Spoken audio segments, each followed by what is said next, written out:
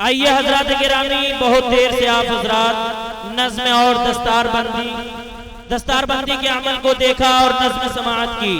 میں پھر سے آج کے آخری خطیب جن سے میری مراد فاضل نوجوان، قاطع شرک و بدعت، حامی سنت، اور یہی نہیں بلکہ ایوان باطل میں زلزلہ پیدا کر دینے والی شخصیت جس سے میری مراد جناب حضرت مولانا مفتی مشاہد الاسلام صاحب قاسمی امروہوی، استاذ حدیث، جامع مسجد امروہہ سے تشریف لا چکے ہیں۔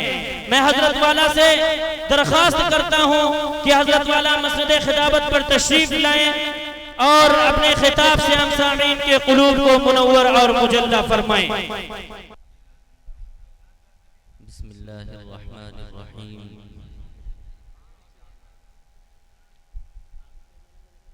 الحمد للہ وکفا وسلام علی عبادہ الذین اصطفا، اما بعد فاعوذ باللہ من الشیطان الرجیم، بسم اللہ الرحمن الرحیم۔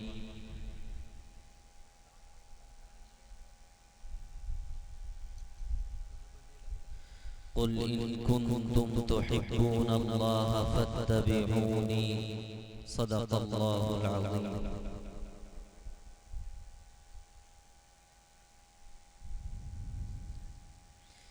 اسٹیج پر موجود علماء کرام اور قرب و جوار سے تشریف لائے ہوئے مہمانان اعظام،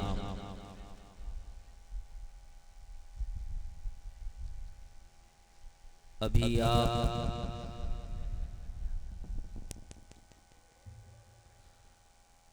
جناب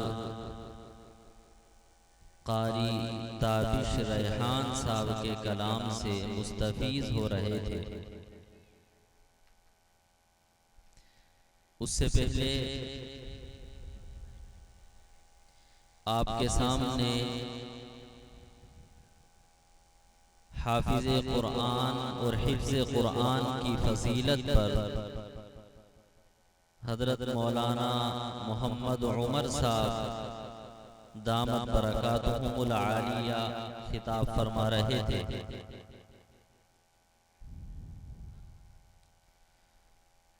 تقریباً اس موضوع پر تو گفتگو کرنے کی ضرورت باقی نہیں رہی ہے کہ حفظ قرآن کی کیا فضیلت ہے اور حافظ قرآن کو اللہ رب العزت سے کیا نسبت حاصل ہوتی ہے، کیونکہ حضرت مولانا بھی اس پر گفتگو فرما چکے ہیں اور ہمارے مشہور شاعر اسلام جناب قاری تابش ریحان صاحب بھی اس پر ایک اپنا کلام پڑھ چکے اور دوسرے وہ اشعار کے جو حضرت مولانا محمد عمر صاحب دامت برکاتہم العالیہ نے ترتیب دیے ہیں، وہ اشعار بھی انہوں نے آپ کے سامنے اپنے مخصوص لب و لہجے میں پڑھ کر کے سنائے۔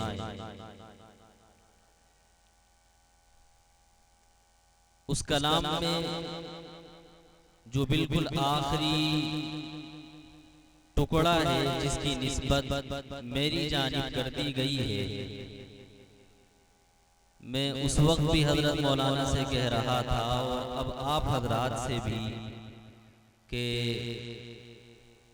میرے حوالے سے کچھ زیادہ ہو گیا ہے۔ آپ حضرات بھی جانتے ہیں، اسٹیج پر موجود علماء کرام بھی جانتے ہیں، اور سب سے زیادہ تو آدمی خود اپنے بارے میں جانتا ہے۔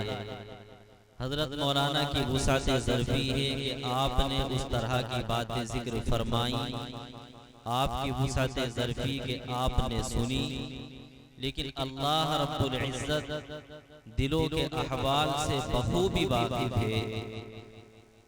اللہ رب العزت جانتا ہے کہ یہ ہمارے لیے ہمارے قد سے زیادہ القابات بھی ہوئے ہیں، تعریفی جملے اور کلمات بھی ہوئے ہیں۔ بہرحال آپ کے سامنے کچھ ضروری چیزیں ذکر کرنی ہیں۔ امید یہی ہوگی کہ آپ حضرات توجہ کے ساتھ بات سماعت فرمائیں گے۔ ہمارے اس پروگرام کو جہاں قرآن کریم سے نسبت حاصل ہے، وہیں اس کو ماہ ربیع الاول میں ہونے کی وجہ سے نبی اکرم صلی اللہ علیہ وسلم کی مبارک سیرت سے بھی نسبت حاصل ہے۔ ہماری گفتگو کے دو موضوع ہوں گے کہ جس پر ہم آپ کے سامنے بات کریں گے۔ پہلا موضوع یہ ہوگا کہ نبی اکرم صلی اللہ علیہ وسلم کی سیرت کہا کس کو جاتا ہے، اور دوسرا موضوع یہ ہوگا کہ اس سیرت سے کون سا سبق ہمیں ملتا ہے اور کون سی چیزیں ایسی ہیں کہ جو سیرت کی روشنی میں ہم اپنی زندگی کے اندر لازم بنائیں۔ یہ دو چیزیں ہماری گفتگو کا موضوع ہوں گی، آپ توجہ رکھیں۔ اگر ہمارا یہ پہلا عنوان مکمل ہوتا ہے تو انشاءاللہ دوسرے عنوان پر بھی بات تفصیل سے ہوگی، لیکن جو وقت ہے اس کے مطابق ہمیں یہ لگتا ہے کہ شاید پہلا عنوان ہی مکمل نہ ہو سکے۔ سیرت کہا کس کو جاتا ہے، آپ اس پر توجہ رکھیے گا کہ نبی اکرم صلی اللہ علیہ وسلم کی سیرت کے تعلق سے پروگرام ہم کرتے ہیں، کراتے ہیں، جلسے سنتے ہیں اور سناتے ہیں۔ علماء کرام ہماری جلسوں کی زینتیں بنتے ہیں اور علماء کی باتیں ہم سنتے ہیں۔ نبی اکرم صلی اللہ علیہ وسلم کی سیرت کے متعلق ہم وہ واقعات بھی سنتے ہیں جو آپ علیہ السلام کی ولادت سے پہلے کے ہیں، وہ واقعات بھی سنتے ہیں جو نبی اکرم صلی اللہ علیہ وسلم کی ولادت کے بعد پیش آئے۔ نبی علیہ السلام مکہ المکرمہ میں مقیم رہے، وہ باتیں بھی ہم سنتے ہیں۔ آپ نے مکے سے مدینے کی جانب ہجرت فرمائی، یہ تذکرے بھی ہم سنتے ہیں۔ مدینہ منورہ میں رہتے ہوئے امام الانبیاء نبی اکرم صلی اللہ علیہ وسلم نے حق کی اشاعت کے لیے باطل جماعتوں سے مقابلہ بھی کیا ہے۔ ان تمام کی تمام باتوں کو ہم سنتے ہیں، اور یہ تمام کی تمام چیزیں نبی اکرم صلی اللہ علیہ وسلم کی سیرت سے متعلق ہوتی ہیں۔ ان چیزوں کو نبی علیہ السلام کی سیرت کا ایک حصہ، سیرت کا ایک جز کہا جاتا ہے۔ لیکن آپ توجہ رکھیے گا، سوال یہاں پر یہ پیدا ہوتا ہے کہ آپ جس طریقے سے امام الانبیاء نبی اکرم صلی اللہ علیہ وسلم کو اپنا نبی مانتے ہو، نبی علیہ السلام کو سچا مانتے ہو، برحق مانتے ہو، اللہ رب العزت کا پیغمبر مانتے ہو، اسی طریقے سے حضرت عیسیٰ علیہ السلام کو بھی آپ نبی مانتے ہو، سچا نبی مانتے ہو، برحق مانتے ہو، اللہ رب العزت کا پیغمبر مانتے ہو۔ حضرت موسیٰ علیہ السلام کو بھی نبی مانتے ہو، سچا نبی مانتے ہو، اللہ رب العزت کا پیغمبر یقین کرتے ہو۔ تو سوال یہ پیدا ہوتا ہے کہ ہمارے جلسوں میں امام الانبیاء نبی اکرم صلی اللہ علیہ وسلم کی سیرت ہی کو تنہا کیوں بیان کیا جاتا ہے؟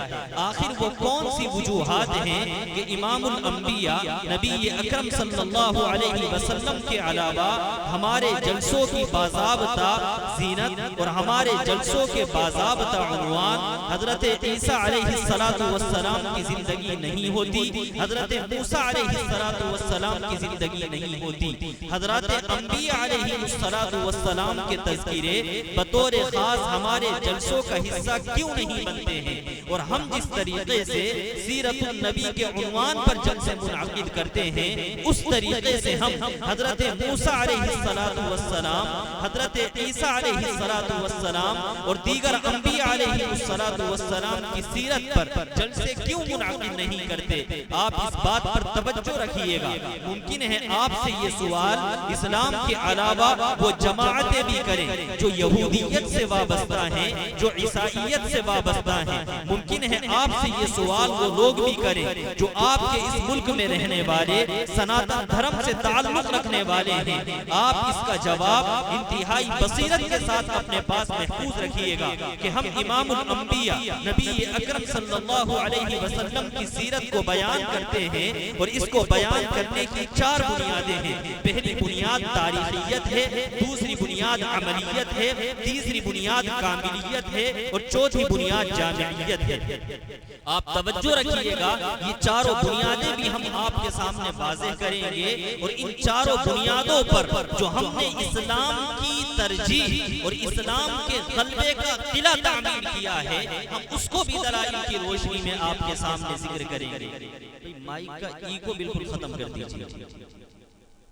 نبی اکرم صلی اللہ علیہ وسلم کی سیرت کی 4 جز ہیں, جن 4 جزوں کی وجہ سے ہم امام الانبیاء نبی اکرم صلی اللہ علیہ وسلم کی سیرت کو ترجیح دیتے ہیں. پہلی وجہ تاریخیت ہے, دوسری وجہ کاملیت ہے, تیسری وجہ جامعیت ہے اور چوتھی وجہ عملیت ہے. ان 4 وجوہات کو آپ توجہ سے سنیے گا. تاریخیت کا مطلب یہ ہے کہ ہم جس نبی کا تذکرہ کرتے ہیں وہ نبی ایسا ہے کہ اس کی زندگی اتنی قابل اعتماد اور مستند ہے کہ دنیا کا کوئی شخص بھی, چاہے وہ اسلام کو ماننے والا ہو یا اسلام کو ماننے والا نہ ہو, وہ امام الانبیاء نبی اکرم صلی اللہ علیہ وسلم کی سیرت کے اوپر سوال یا نشان نہیں لگا سکتا ہے. نبی علیہ السلام کی زندگی اتنی مستند اور یقینی زندگی ہے کہ اپنوں نے بھی اس کا اعتراف کیا ہے اور غیروں نے بھی اس کا اعتراف کیا ہے.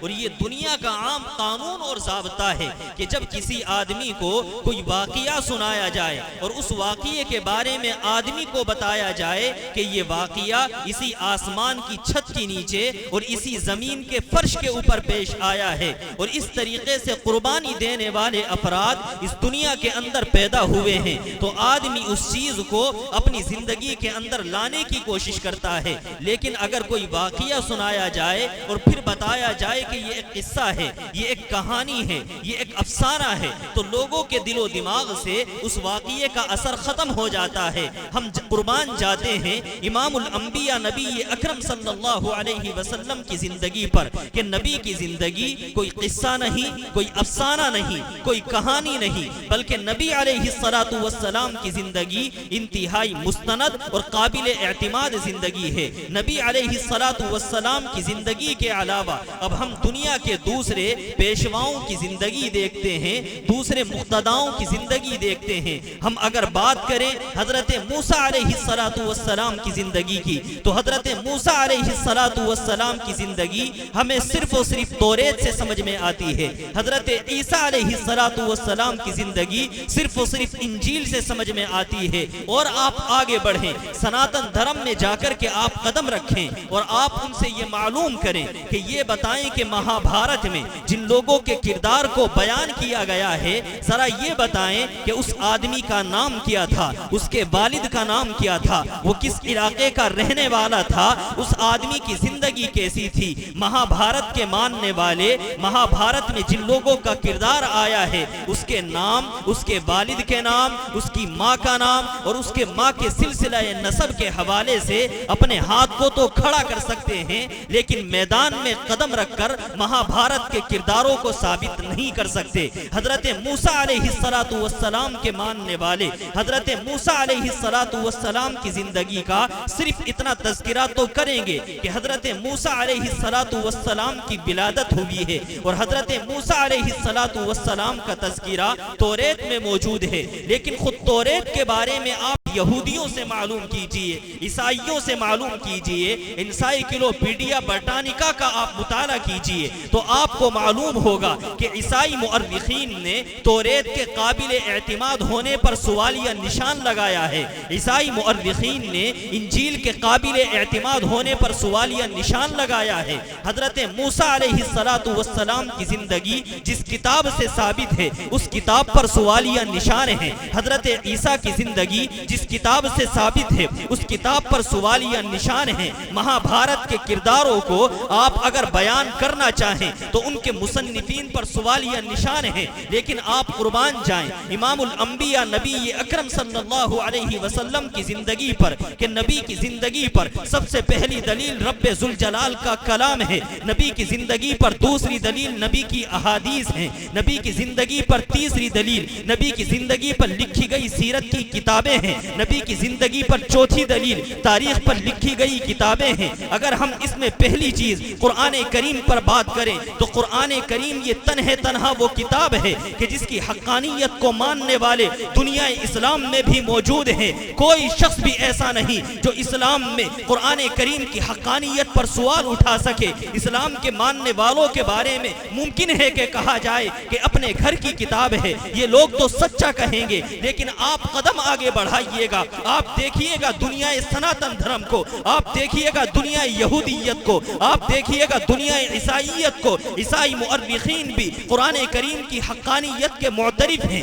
यहूदी मुअर्रिखीन भी कुरान करीम की हक्कानियत के मुअतरिफ हैं। और अगर किसी को कुरान करीम की हक्कानियत पर सवालिया निशान है तो रब्बे जुल जलाल के कलाम के अंदर चैलेंज आज भी उसके लिए मौजूद है। व इन कुंतुम फी रैबिन मिम्मा नज़्ज़लना अला अब्दिना फातू बिसूरतिन मिन मिस्ली, कि ये रब का वो कलाम कि जिस कलाम से इमामुल अंबिया सल्लल्लाहु अलैहि वसल्लम की जिंदगी साबित होती है। अगर तुम्हें इस कलाम पर एतराज है, अगर तुम इस कलाम पर सवालिया निशान लगाना चाहते हो, अगर तुम्हें कुरान करीम पर यकीन नहीं तो आओ मैदान में कदम रखो और कुरान करीम जैसी कोई एक आयत तुम पेश करके दिखा दो। अगर तुमने कुरान जैसी कोई आयत पेश कर दी तो हम कह सकते हैं कि कुरान करीम की तारीखियत पर सवालिया निशान लगाया जा सकता है, वरना तन्हा कुरान करीम वो है जो नबी अलैहिस्सलातु वस्सलाम की जिंदगी को साबित करने के लिए काफी है। आप तवज्जो रखिएगा, अभी कुछ बातें ऐसी होंगी, अभी हम उन्वान पर चल रहे हैं, अभी जो बातें हमें आपसे करनी है उन पर नहीं आए। ये चार उन्वान आप समझ लीजिएगा। तारीखियत का मतलब क्या है कि नबी अलैहिस्सलातु वस्सलाम की जिंदगी इंतहाई मुस्तनद और काबिल एतमाद तरीकों से साबित है।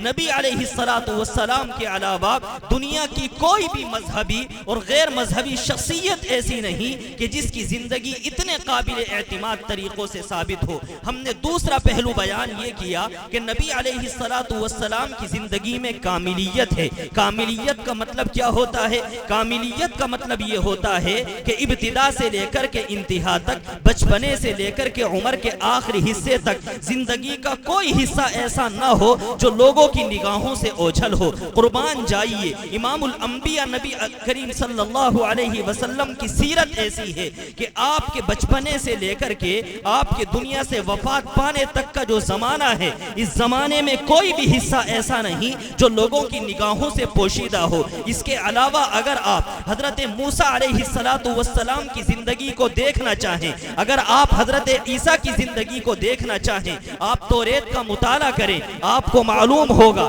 तौरेत ने जिक्र किया हजरत मूसा अलैहिस्सलातु वस्सलाम की पैदाइश हुई है, हजरत मूसा पैदा हुए हैं, हजरत मूसा की परवरिश फिरौन के दरबार में हुई है। 40 साल की उम्र में रब्बे जुल जलाल ने फिरौन के दरबार से हजरत मूसा अलैहिस्सलातु वस्सलाम को फिरौन के दरबार में लाकर के खड़ा किया है। हजरत मूसा को रब्बे जुल जलाल ने नबुव्वत अता फरमाई है। आपने फिरौन के दरबार में अल्लाह रब्बुल इज्जत के कलाम को बुलंद किया है और फिर फिरौन ने आपके खिलाफ मंसूबा बनाया है और नतीजा ये हुआ कि हजरत मूसा अलैहिस्सलातु वस्सलाम ने मिस्र छोड़ा है और मदियन की जानिब गए हैं। ये चार चीजें हैं, हजरत मूसा की पैदाइश हुई, फिरौन के दरबार में आपकी परवरिश हुई, रब्बे जुल जलाल ने नबुव्वत से नवाजा तो 40 साल की उम्र में फिरौन के दरबार में खड़े होकर के आपने रब्बे जुल जलाल के कलाम को बुलंद किया। और चौथी बात ये कि फिरौन ने आपके खिलाफ लश्कर कशी की है तो हजरत मूसा अपनी कौम को लेकर के मिस्र से चले गए हैं। ये चार बातें आपको तौरेत में हजरत मूसा अलैहिस्सलातु वस्सलाम वस्सलाम के ताल्लुक से नजर आएंगी। पांचवी बात आपको तौरेत में नजर नहीं आएगी। यहाँ सवाल ये पैदा होता है, हजरत मूसा अलैहिस्सलातु वस्सलाम पैदा हुए, फिरौन के दरबार में परवरिश हुई, बचपने के जमाने से लेकर के नबूवत मिलने तक का जो जमाना है, इस जमाने के हालात कहाँ चले गए? अगर आप यहूदियों से पूछो तो यहूदी आपके सामने तौरेत को पेश करेंगे, और तौरेत ने हजरत मूसा अलैहिस्सलातु वस्सलाम की 40 साल की जिंदगी के हालात को बयान नहीं किया है। 40 साल की जिंदगी के बाद हजरत मूसा अलैहिस्सलातु वस्सलाम फिरौन के दरबार में आते हैं, रब्बे जुल जलाल के कलाम का नारा बुलंद करते हैं, और उसके बाद फिरौन आपका मुखालिफ होता है। आप मिस्र से छोड़ करके मदियन की जानिब आप अपनी कौम को लेकर के चले जाते हैं। इन 4 बातों के सिवा कोई 5वीं बात हमें तौरेत में नजर नहीं आती। अब हम आते हैं दुनिया ईसाइयत से, हम कहते हैं हजरत ईसा अलैहिस्सलातु वस्सलाम की जिंदगी को जब हमने इंजील में पढ़ा, हमें मालूम हुआ कि हजरत ईसा अलैहिस्सलातु वस्सलाम से पहले अल्लाह के एक नबी हजरत यहया अलैहिस्सलातु वस्सलाम तशरीफ लाए। हजरत यहया ने लोगों को आकर के कहा कि लोगों, अल्लाह का एक नबी आएगा, तुम्हें उस नबी के ऊपर यकीन रखना है। हजरत ईसा अलैहिस्सलातु वस्सलाम की पैदाइश हुई है हजरत मरियम के बतन से। हजरत मरियम के बतन से पैदाइश हुई। लोगों ने हजरत मरियम पर इल्जाम लगाया कि तूने जिनाकारी की है। हजरत मरियम कौम की जानिब आई हैं, और आपने हजरत ईसा अलैहिस्सलातु वस्सलाम को गोद में उठा करके कौम के सामने पेश किया। हजरत ईसा अलैहिस्सलातु वस्सलाम ने अपनी माँ की पाक दामनी को बयान किया है। यहाँ से हजरत ईसा अलैहिस्सलातु वस्सलाम को हजरत मरियम लेकर के चली जाती हैं। अब बचपने से लेकर के 30 साल तक का जमाना है, इंजील उसको बयान नहीं करती। 30 साल के जमाने के बाद हमें नजर आता है कि हजरत ईसा अलैहिस्सलातु वस्सलाम ज़ैतून नामी एक पहाड़ पर बैठे हुए हैं और लोगों को नसीहतें कर रहे हैं। हजरत ईसा अलैहिस्सलातु वस्सलाम की 4 तकरीरें हैं जो इंजील ने अपने अंदर बयान की हैं। हजरत ईसा अलैहिस्सलातु वस्सलाम ने लोगों को समझाया है, और हजरत ईसा के समझाने पर 7 वो लोग जो मछली पालने वाले थे, मछलियों का शिकार करने वाले थे, हजरत ईसा पर ईमान लाए हैं। आप तवज्जो रखिएगा, हजरत ईसा की पैदाइश का तज़किरा, और उसके बाद 30 साल की उम्र में ज़ैतून नामी पहाड़ पर बैठ करके हजरत ईसा अलैहिस्सलातु वस्सलाम की तकरीर का तज़किरा, और फिर उस तकरीर के नतीजे में 7 लोगों का इस्लाम लेकर के आना, और फिर आखिर में एक चौथी बात ये नकल की गई कि हजरत ईसा अलैहिस्सलातु वस्सलाम के यहूदी दुश्मन हो गए थे। नतीजा ये हुआ कि हजरत ईसा अलैहिस्सलातु वस्सलाम को फांसी के फंदे पर चढ़ा दिया गया। ये 4 बातें ऐसी हैं जो इंजील के अंदर बयान की हैं। हालांकि इन 4 बातों से हम यहाँ पर कहना चाहेंगे कि चौथी बात कि जिसके बारे में इंजील ने ये जिक्र किया कि हजरत ईसा अलैहिस्सलातु वस्सलाम को फांसी के फंदे पर चढ़ाया गया, रब्बे जुल जलाल ने कुरान करीम में बयान फरमाया, वमा क़तलूहु वमा सलबूहु वलाकिन शुब्बिह लहुम, कि हजरत ईसा अलैहिस्सलातु वस्सलाम को ना तो कत्ल किया गया, ना उनको सूली दी गई, बल्कि यहूदियों के लिए ये मसला परेशान कुन हो गया था। आप तवज्जो रखिएगा, हम कहना ये चाहते हैं कि हजरत ईसा अलैहिस्सलातु वस्सलाम की जिंदगी का बचपन, हजरत ईसा अलैहिस्सलातु वस्सलाम की 30 साल की जिंदगी में 4 तकरीरें, और फिर आपके दुनिया से रुखसत होने की ये 3 बातें इंजील के अंदर मौजूद हैं। इसके अलावा कोई दूसरी बात मौजूद नहीं। अब आप आइए इमामुल अंबिया नबी अकरम सल्लल्लाहु अलैहि वसल्लम की सीरत की तरफ। हमारा ईमान और अकीदा ये है कि नबी अलैहिस्सलातु वस्सलाम की सीरत में जिस तरीके से कामिलियत है, दुनिया की किसी दूसरी मुक़द्दस शख्सियत में उस तरीके की कामिलियत नहीं पाई जाती। आप कामिलियत को जरा मिसाल से समझें। हमारे चेहरे का ये ऊपर वाला हिस्सा होता है। अगर किसी आदमी की जिंदगी के बारे में आप मालूम करना चाहें तो बताने वाले बताएंगे कि खूबसूरत आदमी है या बदसूरत आदमी है, बाल लंबे रखता है या छोटे रखता है, इतनी बातें जिक्र करेंगे। लेकिन आप इमामुल अंबिया नबी अकरम सल्लल्लाहु अलैहि वसल्लम की जिंदगी को देखें कि नबी अलैहिस्सलातु वस्सलाम की जिंदगी में सिर्फ इतने हिस्से से मुताल्लिक उलमा ने जो तफसीलात अहादीस मुबारका की रोशनी में बयान بیان کی ہیں وہ تفصیلات ایسی ہیں جو نبی علیہ الصلوۃ والسلام کی زندگی کے کامل ہونے کو بیان کرتی ہیں۔ آپ علیہ الصلوۃ والسلام کے جب بالوں سے متعلق تفصیلات آئی تو نبی علیہ الصلوۃ والسلام کے بالوں کے حوالے سے علماء نے لکھا کہ نبی علیہ الصلوۃ والسلام کے بال سر کے 3 طرح کے ہوا کرتے تھے۔ کبھی آپ بال لمبے رکھتے تھے، کبھی کان کی لو سے ہوتے تھے اور کبھی کان کی لو کے اوپر ہوتے تھے۔ نبی علیہ الصلوۃ والسلام اپنے سر میں کنگھا کس طریقے سے کرتے تھے، آپ تیل کون سا ڈالتے تھے، آپ جب سر پر تیل لگاتے تو آپ کے سر کے اوپر اگر کپڑا رکھا جاتا تو اس کپڑے کا رنگ کیسا ہوتا تھا، آپ سر پر پگڑی پہنتے تھے تو پگڑی کو جب آپ باندھتے تھے تو اس کو باندھنے کا طریقہ کیا ہوتا تھا، پگڑی کے نیچے آپ ٹوپی رکھتے تھے یا ٹوپی نہیں رکھتے تھے۔ نبی علیہ الصلوۃ والسلام کتنے رنگوں کی پگڑی باندھا کرتے تھے۔ نبی علیہ الصلوۃ والسلام کی پگڑی کا شملہ پیچھے کی طرف ہوتا تھا یا دائیں طرف ہوتا تھا یا بائیں طرف ہوتا تھا، یہ صرف اور صرف پگڑی سے متعلق علماء نے تفصیلات کو بیان کیا ہے۔ پھر نبی کا شملہ کتنا بڑا ہوتا تھا، وہ 1 ہاتھ کا ہوتا تھا یا اس سے چھوٹا ہوتا تھا۔ آپ توجہ رکھیے گا، اس پر غور کیجئے گا کہ نبی علیہ الصلوۃ والسلام کی زندگی کی کاملیت ایسی ہے کہ بالوں کے بارے میں اتنی تفصیلات کہ تیل آپ کون سا لگاتے تھے، کس طرح کا تیل لگاتے تھے، جب آپ تیل لگاتے تو کپڑے کا رنگ کیا بنتا تھا، آپ علیہ الصلوۃ والسلام جب آپ سوتے تو پھر رات میں اگر تکیے کے اوپر تیل کا اثر ہوتا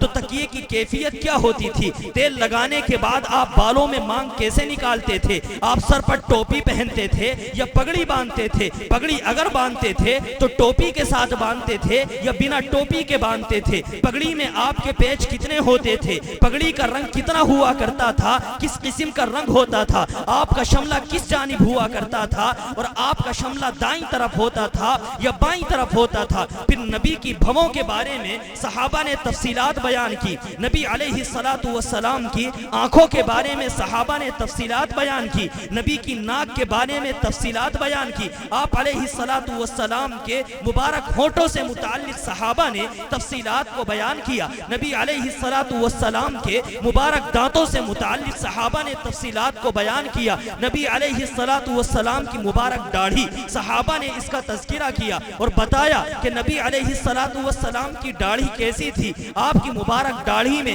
کتنے قسم کے بال تھے، کس طرح کے بال آپ کے سفید تھے اور کتنے بال ایسے تھے جو آپ کے چمکیلے تھے، کتنے بال ایسے تھے جو سفید تھے، اور آپ علیہ الصلوۃ والسلام کی داڑھی کہاں تک ہوتی تھی، سینے پر پھیلی ہوتی تھی یا اس سے اوپر ہوا کرتی تھی۔ یہ تفصیلات اللہ رب العزت نے امام الانبیاء نبی علیہ الصلوۃ والسلام کی محفوظ کرائی ہیں، بتانے کے لیے کہ نبی علیہ الصلوۃ والسلام کی زندگی میں کاملیت ہے۔ آپ اس بات پر غور کریں کہ نبی علیہ الصلوۃ والسلام کی زندگی میں پہلی چیز تاریخیت، یہ بھی تمام کے تمام مقتداؤں سے اعلیٰ نبی علیہ الصلوۃ والسلام کی زندگی میں، دوسری چیز کاملیت، یہ بھی تمام کے تمام لوگوں سے اعلیٰ، چاہے وہ آسمانی مذاہب سے تعلق رکھتے ہوں یا آسمانی مذاہب سے تعلق نہ رکھتے ہوں، ان تمام کے تمام سے اعلیٰ اور عرفہ رب ذوالجلال نے امام الانبیاء صلی اللہ علیہ وسلم کی سیرت کو محفوظ کرایا ہے۔ اب آپ تیسری چیز پر آئیے، نبی علیہ الصلوۃ والسلام کی تیسری چیز آپ کی جامعیت ہے۔ جامعیت کا مطلب کیا ہوتا ہے؟ قرآن کریم میں اللہ رب العزت نے ایک بات بیان فرمائی، قل ان کنتم تحبون اللہ فاتبعونی، اے محمد عربی صلی اللہ علیہ وسلم آپ ان لوگوں سے کہہ دیجئے کہ اگر تم اللہ رب العزت سے محبت کرنا چاہتے ہو تو میری اتباع کرو۔ قرآن کریم کی اس آیت کی روشنی میں علماء نے جو باتیں بیان فرمائی ہیں، آپ ان باتوں کو ذرا سنیں اور غور کیجئے گا۔ رب ذوالجلال فرمانا یہ چاہتے ہیں کہ دنیا کے اندر لوگ جس کو اپنا مقتدا اور پیشوا مانتے ہیں، دنیا کا اصول اور قانون یہ ہے کہ اگر آپ کسی کو اپنا پیشوا اور مقتدا مانیں تو اس آدمی کی باتوں پر عمل کیا جائے۔ رب ذوالجلال نے نبی علیہ الصلوۃ والسلام سے متعلق فرمایا کہ نبی کی بات ہی نہیں بلکہ نبی کی ذات کو بھی دیکھا جائے گا، اور نبی کی ذات کو کیسے دیکھا جائے گا؟ آپ دیکھیں کہ کسی بھی مذہب کو ماننے والے ایک طرح کے لوگ نہیں ہوتے بلکہ مختلف طرح کے لوگ ہوتے ہیں۔ مذہب کو ماننے والا بادشاہ بھی ہوتا ہے، مذہب کو ماننے والا والا حاکم وقت بھی ہوتا ہے، مذہب کو ماننے والا محکوم بھی ہوتا ہے، مذہب کو ماننے والا مرد بھی ہوتا ہے، مذہب کو ماننے والی عورت بھی ہوتی ہے، مذہب کو ماننے والا قاضی بھی ہوتا ہے، مذہب کو ماننے والا فوجی اور سپاہی بھی ہوتا ہے، مذہب کو ماننے والے دوست و احباب بھی ہوتے ہیں، مذہب کو ماننے والے میاں اور بیوی بھی ہوتے ہیں۔ رب ذوالجلال نے امام الانبیاء نبی اکرم صلی اللہ علیہ وسلم کی ذات گرامی سے متعلق بیان فرمایا کہ اگر تم حاکم وقت ہو تو نبی علیہ السلام کی زندگی کو دیکھ لو، اگر تم محکوم ہو نبی کی زندگی کو دیکھ لو، اگر تم بیمار ہو نبی کی زندگی کو دیکھ لو، اگر تم تندرست ہو نبی کی زندگی کو دیکھ لو، اگر تم مرد ہو نبی کی زندگی کو دیکھ لو، اگر تم عورت ہو نبی کی زندگی کو دیکھ لو، اگر تم افسر ہو نبی کی زندگی کو دیکھ لو، اگر تم قاضی ہو نبی کی زندگی کو دیکھ لو، اگر تم اہل و عیال والے ہو نبی کی زندگی کو دیکھ لو، اگر تم دوست و احباب والے ہو نبی کی زندگی کو دیکھ لو۔ آپ توجہ رکھیے گا کہ ایک آدمی جو بادشاہ ہوتا ہے وہ رعایا کے لیے نمونہ نہیں بن سکتا، جو رعایا ہوتی ہے وہ بادشاہ کے لیے نمونہ نہیں بن سکتی، لیکن قربان جائیے امام الانبیاء نبی اکرم صلی اللہ علیہ وسلم پر، آپ بادشاہ کے لیے بھی نمونہ ہیں، رعایا کے لیے بھی نمونہ ہیں، مرد کے لیے بھی نمونہ ہیں، عورت کے لیے بھی نمونہ ہیں، حاکم وقت کے لیے بھی نمونہ ہیں، محکوم کے لیے بھی نمونہ ہیں، آپ مرد کے لیے بھی نمونہ ہیں، عورت کے لیے بھی نمونہ ہیں، قاضی کے لیے بھی نمونہ ہیں، فوجی افسر کے لیے بھی آپ نمونہ ہیں۔ اسی کو رب ذوالجلال نے فرمایا ان کنتم تحبون اللہ فاتبعونی، اگر تم اللہ رب العزت سے محبت کرنا چاہتے ہو تو نبی علیہ السلام کی اتباع کرو۔ اب ایک آدمی کی ذات ہوتی ہے، دوسری آدمی کی بات ہوتی ہے۔ بات کا مطلب انسان کے کام ہوتے ہیں۔ کام کیسے؟ کبھی آدمی اٹھتا ہے بیٹھتا ہے، کبھی آدمی سوتا ہے جاگتا ہے، کبھی ایسا ہوتا ہے کہ ہم کسی کے مہمان بنتے ہیں، کبھی ہم کسی کو اپنا مہمان بناتے ہیں، کبھی ہم سفر کرتے ہیں، کبھی ہم اپنے گھر میں ہوتے ہیں، کبھی ہم دوستوں سے ملاقاتیں کرتے ہیں اور کبھی ہم بیوی کے ساتھ ہوتے ہیں۔ یہ ہماری زندگی کے مختلف احوال ہیں، مختلف صورت حال ہے۔ انسان کی زندگی میں مختلف عمل ہوتے ہیں، اٹھنا اور بیٹھنا الگ عمل ہے، چلنا اور بیٹھنا یہ الگ عمل ہے، انسان مرتا بھی ہے، انسان مارتا بھی ہے، الگ عمل ہے، انسان سوتا بھی ہے اور جاگتا بھی ہے، الگ عمل ہے، انسان دوستوں کے ساتھ بھی رہتا ہے، بیوی کے ساتھ بھی رہتا ہے، الگ عمل ہے، بڑوں کے ساتھ بھی معاملہ کرتا ہے، بچوں کے ساتھ بھی معاملہ کرتا ہے، الگ عمل ہے۔ رب ذوالجلال نے فرمایا جس طرح نبی کی ذات نمونہ، اسی طریقے سے نبی کے کام بھی نمونہ۔ اگر تم اٹھنے والے ہو تب بھی نبی نمونہ، اگر بیٹھنے والے ہو نبی تب بھی نمونہ، اگر تم کسی کا استقبال کر رہے ہو نبی تب بھی نمونہ، اگر کوئی تمہارا مہمان بن رہا ہے نبی تب بھی نمونہ، اگر دوستوں کے ساتھ رہ رہے ہو نبی تب بھی نمونہ، اگر تم بیوی کے ساتھ رہ رہے ہو نبی تب بھی نمونہ، اگر بچوں کے ساتھ مذاق کر رہے ہو نبی تب بھی نمونہ، بڑوں کا احترام کر رہے ہو نبی تب بھی نمونہ۔ اسی کو رب ذوالجلال نے قرآن کریم میں کہا ان کنتم تحبون اللہ فاتبعونی، اگر تم اللہ تعالیٰ سے محبت کرنا چاہتے ہو، جس طرح نبی کی ذات کو دیکھنا ہے اسی طرح نبی کے کاموں کو دیکھنا ہے۔ ایک تیسری چیز ہوتی ہے، انسان کے دماغ میں آنے والے خیالات ہوتے ہیں۔ کبھی آدمی ہنستا ہے اور کبھی مسکراتا ہے، کبھی نعمتوں سے مالا مال ہوتا ہے، کبھی نعمتوں سے محروم ہوتا ہے، کبھی خوشی میں ہوتا ہے، کبھی غم میں ہوتا ہے، کبھی صبر کرتا ہے اور کبھی نعمتوں کے دروازے کھلتے ہیں،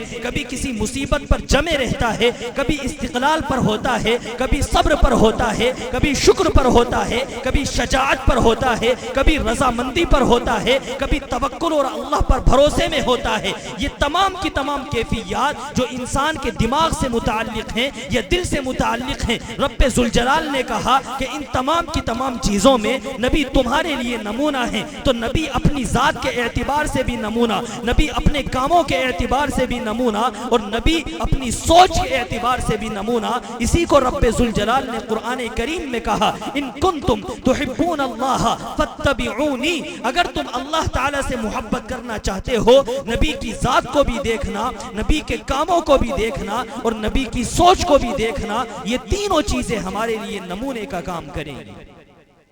اب آپ علیہ السلام کی زندگی کے علاوہ اب ہم حضرت موسیٰ علیہ السلام کی زندگی کو دیکھتے ہیں.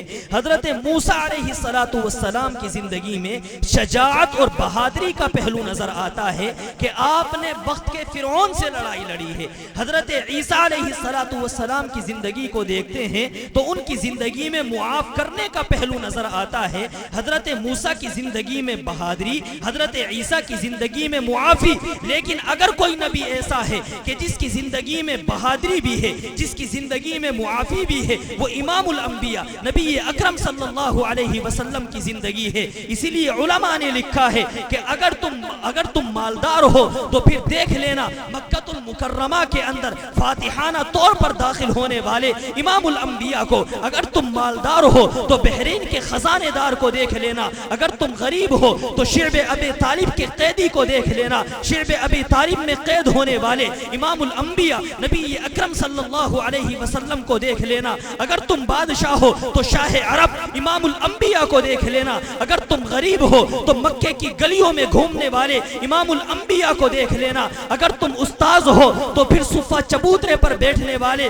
صحابہ کو تعلیم دینے والے امام الانبیاء کو دیکھ لینا. اگر تم شاگرد ہو تو جبرائیل امین کے سامنے بیٹھنے والے امام الانبیاء کو دیکھ لینا. اگر تم مسجد کے مقرر ہو تو مسجد نبوی کے منبر کے اوپر کھڑے ہونے والے نبی کو دیکھ لینا. اگر تم فاتح ہو تو جنگ بدر اور جنگ حنین میں فتح مندی حاصل کرنے والے نبی کو دیکھ لینا. اگر تم مفتوح ہو تو پھر جنگ احد میں ظاہری طور پر شکست کھانے والے کو دیکھ لینا. اگر تم باپ ہو تو حضرت فاطمہ کے والد کو دیکھ لینا. اگر تم نانا ہو تو حضرت حسنین کے نانا کو دیکھ لینا. اگر تم شوہر ہو تو حضرت خدیجہ اور حضرت عائشہ کے شوہر کو دیکھ لینا. اگر تم جوان ہو تو مکہ المکرمہ کے جنگلات میں بکریوں کو چرانے والے نبی کو دیکھ لینا. اگر تم بچے ہو تو آمنہ کے لاڈلے کو دیکھ لینا. اگر تم عمر دراز ہو تو امام الانبیاء نبی اکرم صلی اللہ علیہ وسلم جو مدینہ منورہ میں رہ کر کے حکومت چلاتے ہیں, امام الانبیاء کی ذات کو, مدنی زندگی کو دیکھ لینا. اگر تم جج ہو تو پھر دیکھ لینا اس نبی کو کہ جو سورج کے نکلنے سے پہلے مسجد حرام میں آتا ہے. لوگوں میں لڑائی ہو رہی تھی کہ کون حجر اسود اٹھا کر کے اوپر رکھے گا. اس لڑائی میں لوگوں نے تلواریں نکالی تھی اور فیصلہ یہ ہوا تھا کہ جو کل صبح سورج نکلنے سے پہلے مسجد حرام میں آئے گا وہ ہمارے درمیان فیصلہ کرائے گا. اگر تم جج ہو تو مسجد حرام میں سورج نکلنے سے پہلے داخل ہونے والے امام الانبیاء کو دیکھ لینا. اگر تم گاؤں کے سرپنچ بنے ہوئے ہو, منصف بنے ہوئے ہو, قاضی بنے ہوئے ہو تو مسجد نبوی میں بیٹھنے والے امام الانبیاء صلی اللہ علیہ وسلم کو دیکھ لینا. یہ نبی علیہ السلام کی زندگی ہے جو ہمارے اور آپ کے لیے ہر اعتبار سے نمونہ ہے. امام الانبیاء صلی اللہ علیہ وسلم کے علاوہ اگر آپ غور کریں تو آپ کو معلوم ہوگا کہ حضرت ابراہیم علیہ السلام کی زندگی میں ہمیں نظر آتا ہے کہ آپ نے بتوں کو توڑا ہے. حضرت نوح کی زندگی میں نظر آتا ہے کہ آپ نے اپنی قوم کے اوپر غصہ کیا. آپ کی قوم نالائق تھی, آپ نے اللہ رب العزت سے بددعا کی. حضرت نوح کی زندگی میں غصہ نظر آتا ہے. حضرت ابراہیم کی زندگی میں بتوں کو توڑنا نظر آتا ہے. حضرت موسیٰ کی زندگی میں سپہ سالاری نظر آتی ہے. حضرت عیسیٰ کی زندگی میں معافی نظر آتی ہے. حضرت دانیال کی زندگی میں محبت نظر آتی ہے. حضرت یوسف کی زندگی میں صبر نظر آتا ہے. حضرت ایوب علیہ السلام کی زندگی میں بھی صبر نظر آتا ہے. حضرت داؤد کی زندگی میں زبور کا تلاوت کرنا نظر آتا ہے. حضرت سلیمان کی زندگی میں بادشاہت نظر آتی ہے. لیکن وہ شخصیت جو تمام کے تمام انبیاء کی زندگی کو جامع ہے, اگر تمہیں حضرت سلیمان علیہ السلام کی بادشاہت بھی دیکھنی ہو, حضرت یوسف اور حضرت ایوب کا صبر بھی دیکھنا ہو, حضرت موسیٰ کا جاہو جلال بھی دیکھنا ہو, حضرت نوح کا غصہ بھی دیکھنا ہو, حضرت عیسیٰ کا عفو درگزر کو بھی دیکھنا ہو, حضرت دانیال کی محبت بھی دیکھنی ہو, حضرت لوط کی حکمت بھی دیکھنی ہو, حضرت اسحاق کی رضا بھی دیکھنی ہو, حضرت اسماعیل کا بھی صبر دیکھنا ہو, تو یہ تمام کی تمام چیزیں اگر کسی کی زندگی میں نظر آئیں گی وہ امام الانبیاء نبی اکرم صلی اللہ علیہ وسلم کی زندگی ہے, جس کے بارے میں علماء نے کہا کہ دیگر انبیاء کی زندگی کی مثال تو ایسی ہے کہ سب اپنی اپنی الگ دکانیں لیے بیٹھے ہیں. کسی کی دکان پر صبر ملتا ہے, کسی کی دکان پر محبت ملتی ہے, کسی کے دکان پر غصہ ملتا ہے, کسی کی دکان پر شجاعت ملتی ہے, کسی کی دکان کے اوپر عفو درگزر ملتا ہے, کسی کی دکان کے اوپر پریشان حالات میں اللہ رب العزت کے دین کی دعوت دینا ملتا ہے. لیکن جب آپ امام الانبیاء نبی علیہ الصلوۃ والسلام کے پاس جائیں گے تو آپ دکان والے نہیں بلکہ آپ بازار والے ہیں کہ جہاں پر ہر قسم کے اخلاق و کمالات آپ کو نظر آئیں گے, فضل و کمال کی چیزیں نظر آئیں گی. صبر لینا ہو امام الانبیاء کے پاس آؤ, شجاعت لینی ہو امام الانبیاء کے پاس آؤ, کفر کے خلاف اگر غصہ لینا ہو امام الانبیاء کے پاس آؤ, اگر حکومت لینی ہو امام الانبیاء کے پاس آؤ, اگر عفو درگزر لینا ہو امام الانبیاء صلی اللہ علیہ وسلم کے پاس آؤ. یہ نبی علیہ الصلوۃ والسلام کی زندگی ہے جو تنہا دیگر تمام انبیاء علیہ الصلوۃ والسلام کی زندگی کو جامع. یہاں ایک بات اور یاد آتی ہے, اس بات کو بھی ہم آپ کے سامنے ذکر کیے دیتے ہیں. آج سے 80-90 سال پرانی بات ہے کہ پٹنے میں ایک ماسٹر صاحب تھے. وہ ایک رسالہ نکالا کرتے تھے, رسالے کا نام تھا نور اسلام. نور اسلام رسالے میں انہوں نے ایک مرتبہ ایک روداد لکھی, اور اس روداد میں انہوں نے لکھا, واقعے میں انہوں نے لکھا کہ میرا ایک ہندو دوست ہے, وہ یہ کہتا ہے کہ میں نے انبیاء علیہ السلام کی زندگی کا مطالعہ کیا ہے, لیکن اس مطالعے میں اس نتیجے پر پہنچا ہوں کہ نبی اکرم صلی اللہ علیہ وسلم کی زندگی جتنی جامع ہے اتنی جامع کسی دوسری شخصیت کی زندگی نہیں. اس سے پوچھا گیا, ماسٹر صاحب نے معلوم کیا کہ آپ اس نتیجے پر کیسے پہنچے, تو اس ہندو کا آپ جواب سنیے. اس نے کہا کہ میں اس نتیجے پر اس طرح پہنچا ہوں کہ دیگر انبیاء علیہ السلام کی زندگی کو بھی میں نے پڑھا, لیکن نبی علیہ السلام کی زندگی تنہا ایسی زندگی ہے کہ آپ کی زندگی میں اس طرح کی مختلف چیزیں نظر آتی ہیں کہ اتنی مختلف چیزیں کسی دوسری شخصیت کی زندگی میں نظر نہیں آتی. ماسٹر صاحب نے معلوم کیا کہ ذرا مثال دے کر کے سمجھائیں, تو اس ہندو نے کہا کہ جب میں نے نبی علیہ السلام کی زندگی کو دیکھا تو میں اس نتیجے پر پہنچا, اور میں نے غور کیا کہ آپ علیہ السلام بادشاہ تو ایسے کہ سارے عرب کی حکومت آپ کے ہاتھ میں ہے, آپ طاقتور تو ایسے ہیں کہ سارے عرب پر آپ کا قبضہ ہے, لیکن عاجز اور بے بس ایسے ہیں کہ اپنی ذات کے اوپر اپنا بھی اختیار نہیں سمجھتے بلکہ اللہ رب العزت کا اختیار سمجھتے ہیں. آپ مالدار تو ایسے ہیں کہ آپ کے دربار میں بحرین کے خزانے لائے جا رہے ہیں, اونٹوں پر لاد کر کے سونا اور چاندی لایا جا رہا ہے, لیکن غریب ایسے ہیں کہ آپ کے گھر میں چولہا جلنے کی تیاری ہو رہی ہے. آپ سپہ سالار ایسے ہیں کہ 313 کو لے کر کے آپ نے 1000 کافروں کا منہ پھیر دیا, اور صلح پسند ایسے ہیں کہ آپ نے ہزاروں کے لشکر کے باوجود کفار مکہ نے جب آپ سے صلح کرنے کو کہا تو صلح کے کاغذ پر آپ نے بے چون و چرا دستخط کر دیے.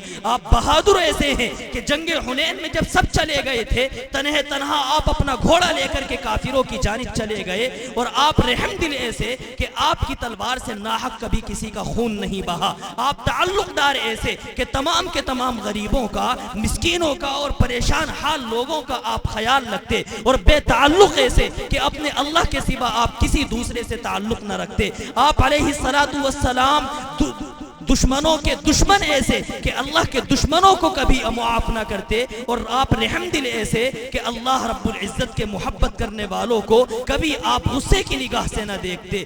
وہ ہندو کہتا ہے کہ عین اس وقت میں جب ہمارا دل یہ چاہتا ہے کہ ہم اس کو کوئی سپہ سالار بولیں, ہم ان کو کوئی فوجی بولیں, تو اس وقت میں وہ نبی ہمیں راتوں کو اللہ رب العزت کے سامنے گڑ گڑاتا ہوا اور روتا ہوا نظر آتا ہے. جب ہمارا دل یہ چاہتا ہے کہ اس نبی کو ہم کہیں کہ یہ تو کشور کشا کوئی بادشاہ ہے جو ملکوں کے اوپر حملے کرتا ہے اور ملکوں کو فتح کر لیتا ہے, اس وقت میں اس نبی کا بڑا معصوم چہرہ ہمارے سامنے نظر آتا ہے. جب ہمارا دل یہ چاہتا ہے کہ اس نبی کو ہم شاہ عرب بولیں تو شاہ عرب بولنے کے ساتھ ساتھ ہم دیکھتے ہیں کہ اس نبی کے گھر میں چولہا جلنے کی تیاری ہو رہی ہے. جب ہم یہ چاہتے ہیں کہ اس کو عرب کا بادشاہ بولیں تو ہمیں نظر آتا ہے کہ وہ نبی खजूर की छालों से भरे हुए तकिए के ऊपर टेक लगाए हुए बैठा है, खुरदुरी चटाई है और उसके ऊपर वो नबी बैठा हुआ है। जब हमारा दिल ये चाहता है कि इसको बादशाह कहें तो खुरदुरी चटाई पर नजर आता है।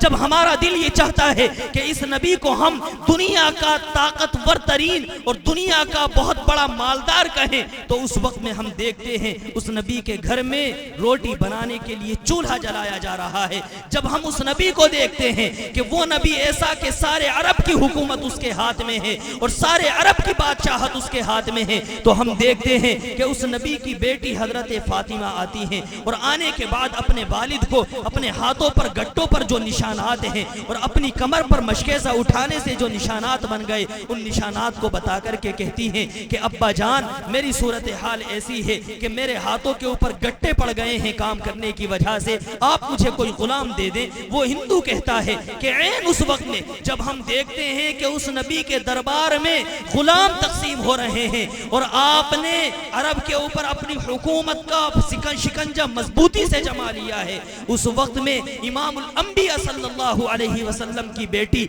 अपनी गुर्बत का शिकवा करती नजर आती है। उस वक्त में कि जब रूम और ईरान वाले अपने घुटने नबी अलैहि सलातु वस्सलाम के सामने टेकने पर मजबूर हो जाते हैं, उस वक्त में हम देखते हैं कि हजरत उमर फारूक रज़ी अल्लाह ताला अन्हु नबी अलैहि सलातु वस्सलाम के कमरे में दाखिल होते हैं।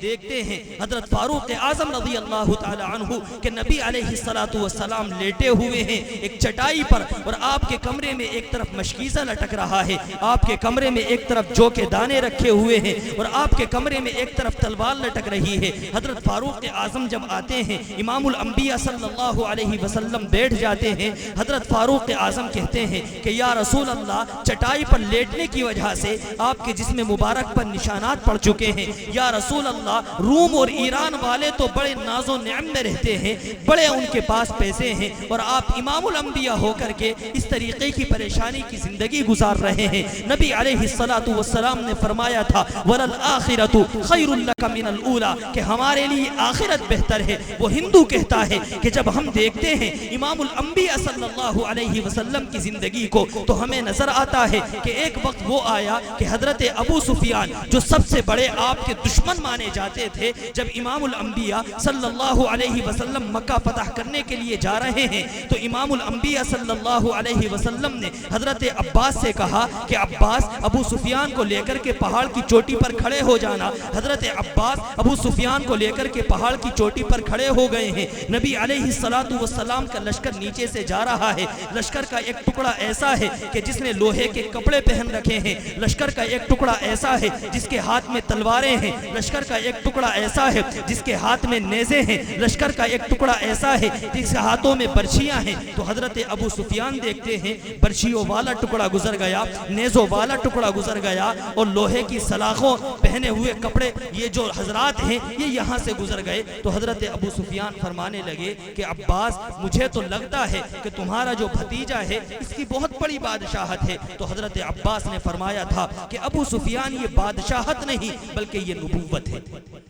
ये हजरत अबू सुफियान रज़ी अल्लाह ताला अन्हु ईमान में दाखिल होते हैं। उस हिंदू ने एक दूसरी बात को लिखी कि हजरत अदी इब्ने हातिम जो अरब का एक मशहूर सखी गुजरा है हातिम ताई, उसके बेटे हैं हजरत अदी इब्ने हातिम। नबी अलैहि सलातु वस्सलाम के दरबार में आते हैं। दरबार में आने के बाद देखते हैं कि नबी अलैहि सलातु वस्सलाम बैठे हुए हैं, बाज़ सहाबा अपने सरों को झुकाए बैठे हैं और बाज़ सहाबा के हाथों में तलवारें हैं। हजरत अदी इब्ने हातिम फरमाते हैं कि जो सरों को झुकाए सहाबा बैठे थे उनको देख करके ऐसा लगता था कि ये किसी नबी का दरबार है, लेकिन जब मैं तलवार वाले सहाबा को देखता तो ऐसा नजर आता कि किसी बादशाह का दरबार है। मैं अभी इसी परेशानी में था कि ये नबी का दरबार है या बादशाह का दरबार है। एन उस वक्त में मैं देखता हूँ कि मदीना मुनव्वरा की एक लोंडी आती है, एक बांदी आती है और आकर के नबी अलैहि सलातु वस्सलाम से कहती है कि या रसूल अल्लाह मेरा आका मुझे परेशान پریشان کرتا ہے، آپ میری ضرورت کو پورا فرما دیں۔ قربان جائیے امام الانبیاء نبی اکرم صلی اللہ علیہ وسلم پر حضرت عدی ابن حاتم فرماتے ہیں کہ جس نبی کے بارے میں ابھی شش و پنج میں مبتلا تھا کہ آیا یہ بادشاہ ہے یا یہ نبی ہے، میں اس نبی کو دیکھتا ہوں کہ وہ اس باندی اور اس لونڈی کے کہنے پر مجلس سے کھڑا ہوتا ہے اور کھڑے ہونے کے بعد کہتا ہے کہ تیرا آقا تیرے اوپر ظلم و زیادتی کرتا ہے، مدینہ منورہ کی جس گلی میں تو کہے گی تیری شکایت کو جا کر کے وہاں پر دور کر دوں گا۔ نبی علیہ السلام اس لونڈی کے ساتھ کھڑے ہو کر کے مدینہ منورہ کی گلی کی جانب متوجہ ہو جاتے ہیں۔ حضرت عدی ابن ابی حاتم فرماتے ہیں کہ میں ابھی اسی کشمکش میں تھا کہ یہ نبی کا دربار ہے یا بادشاہ کا دربار ہے، لیکن جب میں نے یہ دیکھا کہ یہ عجیب و غریب آدمی ہے کہ یہ ایک باندی اور ایک لونڈی اور ایک غریب لڑکی کے کہنے پر اس کی ضرورت کو پورا کرنے کے لیے چلا گیا، تو میں اس نتیجے پر پہنچا کہ یہ بادشاہ نہیں ہو سکتا بلکہ یہ تو صرف و صرف نبی ہے، اللہ رب العزت نے ان کو نبوت سے نوازا ہے۔ تو میں نے عیسائیت کا حلقہ اپنے گلے سے اتارا اور نبی علیہ السلام کا کلمہ پڑھ کر کے ایمان میں داخل ہو گیا۔ یہ حضرت علی ابن حاتم اپنا واقعہ بیان کرتے ہیں۔ ہم کہنا یہ چاہتے ہیں کہ نبی علیہ السلام کی زندگی کے مختلف وہ پہلو ہیں کہ آپ علیہ السلام کی زندگی کے ان پہلوؤں کو اگر ہم دیکھیں تو دیگر تمام کے تمام انبیاء کی سیرتوں کا مجموعہ نبی علیہ السلام کی زندگی میں ہمیں نظر آتا ہے۔ ہم آخری بات کہہ کر کے آپ کے سامنے سے اپنی بات ختم کرنا چاہیں گے، آپ اس پر توجہ رکھیے گا۔ آپ نے سنا حضرت موسیٰ علیہ السلام کے بارے میں کہ آپ نے مصر سے مدین کی جانب ہجرت فرمائی ہے۔ حضرت موسیٰ نے اگر ظالم بادشاہ فرعون کو چھوڑ کر کے مصر سے مدین کی جانب ہجرت فرمائی ہے، اگر آپ یہ نمونہ دیکھنا چاہتے ہو تو امام الانبیاء نبی علیہ السلام کی زندگی میں دیکھنا کہ مکے کے کافروں کی وجہ سے نبی علیہ السلام نے مکہ مکرمہ کو چھوڑا ہے اور مدینہ منورہ کی جانب ہجرت فرمائی ہے۔ اگر آپ نے حضرت عیسیٰ کے بارے میں سنا کہ زیتون نامی پہاڑی پر کھڑے ہو کر کے حضرت عیسیٰ نے اللہ رب العزت کے پیغام کو پہنچایا ہے، اگر یہ چیز دیکھنی ہو امام الانبیاء کی زندگی میں دیکھنا کہ آپ نے کوہ طور پر کھڑے ہو کر کے امام الانبیاء نے کوہ صفا پر کھڑے ہو کر کے اللہ رب العزت کے پیغام کو پہنچایا ہے۔ اگر آپ نے حضرت موسیٰ کے بارے میں یہ سنا کہ کوہ طور پر حضرت موسیٰ اللہ سے ملاقات کرنے جاتے تھے، تو پھر امام الانبیاء کے بارے میں بھی دیکھنا کہ آپ غار حرا میں رب ذوالجلال کی عبادت کرنے جاتے تھے۔ اگر آپ نے حضرت داؤد کے بارے میں سنا کہ جب وہ زبور پڑھتے تھے تو آپ کے پڑھنے پر پرندے جمع ہو جاتے تھے، تو امام الانبیاء صلی اللہ علیہ وسلم کی زندگی کو دیکھنا کہ نبی علیہ السلام قرآن پڑھتے تھے اور مکے کے کافر جمع ہو جایا کرتے تھے۔ آپ نے بات سنی ہوگی امام الانبیاء صلی اللہ علیہ وسلم خانہ کعبہ میں تلاوت کر رہے ہیں، قرآن کریم پڑھ رہے ہیں، ابو جہل بھی آ کر کے قرآن سنتا ہے، ابو لہب بھی قرآن سنتا ہے، ابو سفیان بھی قرآن سنتے ہیں اور اخنس بن شریق بھی قرآن سنتا ہے۔ یہ تمام کے تمام لوگ وہ ہیں جو کافر ہونے کے باوجود امام الانبیاء صلی اللہ علیہ وسلم کا کلام سنتے نظر آتے ہیں۔ آپ دیگر انبیاء کی زندگی کو دیکھتے جائیے گا اور امام الانبیاء کی زندگی کو بھی دیکھیے گا۔ ہم یہاں پر یہودیوں کو مخاطب بنا کر کے کہنا چاہیں گے، اگر تمہارے پاس ایسے حضرت موسیٰ ہیں کہ جنہوں نے فرعون کے ظلم سے اپنے آپ کو بچا کر کے آپ نے مصر سے مدین کی جانب ہجرت فرمائی ہے، تو ہمارے پاس ایسے امام الانبیاء ہیں کہ جنہوں نے مکے کے کافروں کی وجہ سے مکہ مکرمہ سے مدینے کی جانب ہجرت فرمائی ہے۔ ہم یہودیوں سے کہیں گے کہ اگر تمہارے پاس ایسے حضرت موسیٰ ہیں جنہوں نے کوہ طور پر جا کر کے رب ذوالجلال سے ملاقات کی ہے، ہمارے پاس بھی ایسے نبی ہیں جنہوں نے غار حرا میں جا کر کے رب ذوالجلال کی عبادت کی ہے۔ ہم عیسائیت سے کہیں گے اگر تمہارے پاس ایسے نبی ہیں جنہوں نے کوہ زیتون پر کھڑے ہو کر کے لوگوں کو دین کی دعوت دی ہے، ہمارے پاس بھی ایسے نبی ہیں جنہوں نے کوہ صفا پر کھڑے ہو کر کے کہا تھا کہ اے قریش کی جماعت، اے بنو عبد المطلب، اے بنو زہرہ، اے بنو تمیم، میں تم لوگوں کو تمام کو مخاطب بنا کر کے کہتا ہوں کہ آؤ اللہ رب العزت پر ایمان لے آؤ۔ اگر حضرت عیسیٰ کوہ زیتون پر کھڑے ہو کر کے اللہ رب العزت کی دعوت دیتے ہیں تو ہمارا نبی بھی کوہ صفا پر کھڑے ہو کر کے اللہ کے دین کی دعوت دیتا ہے۔ ہم صحابیوں سے کہتے ہیں اگر تمہارے پاس ایسے داؤد ہیں کہ جب وہ زبور پڑھتے تھے تو پرندے جمع ہو جاتے تھے، تو ہم کہتے ہیں کہ ہمارے پاس ایسے نبی ہیں کہ جب وہ قرآن پڑھتے تھے کافر جمع ہو جاتے تھے۔ ہم کہیں گے کہ اگر حضرت سلیمان کی بادشاہت تھی تو امام الانبیاء بھی بادشاہ ہیں جب آپ مکہ المکرمہ میں فاتح بن کر کے داخل ہو رہے ہیں۔ ہم کہیں گے عیسائیوں سے کہ اگر تمہارے نبی پرندے کو پھونک مار کر کے زندہ کر دیا کرتے تھے تو ہمارے پاس بھی ایسا نبی ہے جو کنکروں کو اٹھا کر کے ان سے بھی کلمہ پڑھوا دیتا ہے۔ ہم کہیں گے یہاں پر حضرت سلیمان علیہ السلام کے ماننے والے اور حضرت عیسیٰ کے ماننے والوں سے کہ اگر حضرت عیسیٰ علیہ السلام نے جنگلات میں جا کر کے اللہ رب العزت کی عبادت کی ہے، اگر آپ نے درویشی اختیار کی ہے، رہبانیت اختیار کی ہے، تو ہمارے پاس بھی ایسا نبی ہے کہ جس نے غار حرا میں جا کر کے جنگلات میں جا کر کے اللہ رب العزت کی عبادت کی ہے۔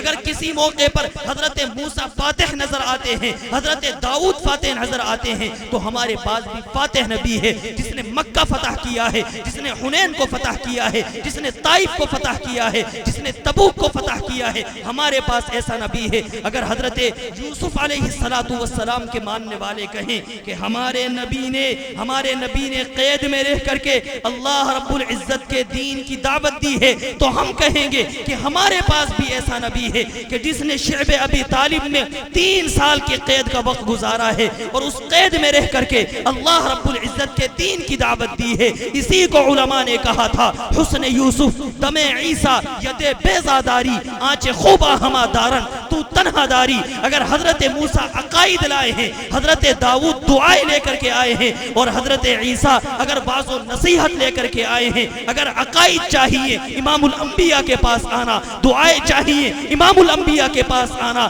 اگر آپ کو بعض و نصیحت چاہیے امام الانبیاء کے پاس آنا۔ ہم کہتے ہیں حضرت موسیٰ کی زندگی ہو، حضرت داؤد کی زندگی ہو اور حضرت عیسیٰ کی زندگی ہو۔ حضرت موسیٰ قانون لائے، حضرت داؤد دعائیں لائے اور حضرت عیسیٰ نصیحتیں لائے۔ قربان جائیے امام الانبیاء صلی اللہ علیہ وسلم پر آپ قانون بھی لائے ہیں، آپ دعائیں بھی لائے ہیں، آپ وعظ و نصیحت بھی لائے ہیں۔ انہی تینوں چیزوں کے مجموعے کو رب ذوالجلال کا قرآن کہا جاتا ہے اور نبی علیہ السلام کی اسی کو سیرت بولا جاتا ہے۔ ہم سیرت کے جلسے اسی لیے منعقد کیا کرتے ہیں کہ نبی علیہ السلام کی زندگی میں جو جامعیت ہمیں نظر آتی ہے وہ کسی دوسری کی زندگی میں جامعیت نظر نہیں آتی۔ یہ 3 باتیں ہم نے آپ کے سامنے بیان کی۔ چوتھی بات ہے عملیت۔ عملیت کا مطلب یہ ہوا کرتا ہے کہ باتیں کرنا تو بڑا آسان ہوتا ہے لیکن ان باتوں پر عمل کرنا بڑا مشکل ہوتا ہے۔ کسی کو یہ کہہ دینا کہ دیکھو غصہ مت کرنا، معاف کر دیا کرو، اگر غصہ آئے تو غصے کو پی لیا کرو۔ نصیحتیں کرنا بڑا آسان ہوتا ہے لیکن جب آدمی کو خود غصہ آتا ہے تو وہ خود قابو نہیں کرتا۔ امام الانبیاء صلی اللہ علیہ وسلم کی زندگی ایسی ہے جو آپ نے نصیحتیں کی ہیں وہ آپ نے کر کے دکھایا ہے۔ یہ 4 پہلو ہیں۔ نبی علیہ السلام کی زندگی میں تاریخیت ہے، نبی کی زندگی میں کاملیت ہے، نبی کی زندگی میں جامعیت ہے اور نبی کی زندگی میں عملیت ہے۔ یہ 4 عنوان ہیں۔ ان 4 عنوانوں پر ہم نے صرف عنوانوں پر بات کی ہے اور انہی چیزوں کے مجموعے کو سیرت بولا جاتا ہے۔ یہ عنوان کا پہلا حصہ ہے جو تشنا ہے اور یہ ہم نے آپ کے سامنے بیان کیا۔ اللہ تعالیٰ مجھے بھی اور آپ کو بھی کہنے سننے سے زیادہ باتوں کو سمجھنے کی توفیق مرحمت فرمائے۔ اگر کبھی ملاقات رہی تو سیرت کے ان 4 حصوں سے حاصل ہونے والا جو سبق ہے وہ سبق انشاءاللہ آپ کے سامنے پڑھ کر کے سنائیں گے۔ اللہ تعالیٰ مجھے اور آپ کو امام الانبیاء نبی اکرم صلی اللہ علیہ وسلم کی سیرت کو اختیار کرنے کی توفیق مرحمت فرمائے۔ وآخر دعوانا الحمدللہ رب العالمین۔ وقت بہت کم تھا، حضرت والا نے اپنا مضمون سمیٹ دیا، آپ سے وعدہ بھی کیے ہیں اور ہم لوگ بھی انشاءاللہ یہ وعدہ کرتے ہیں حضرت سے کہ بہت ہی جلد اسی علاقے میں حضرت کی آمد پھر ہوگی اور یہ مضمون پورا ہوگا انشاءاللہ۔ آئیے حضرات گرامی، ابھی تک آپ حضرات نعت، منقبت، قرات اور تقریر سماعت کی کنوینر جلسہ جناب حافظ قاری اسرار صاحب ثاقبی نے فہرست عام جلسوں سے کچھ الگ رکھی تھی. فہرست جو تھی اب تک جو ہوئی وہ آپ حضرات سماعت کیے دیکھیں. انشاءاللہ اب ہمارے درمیان 3 شعراء اکرام تشریف فرما ہیں.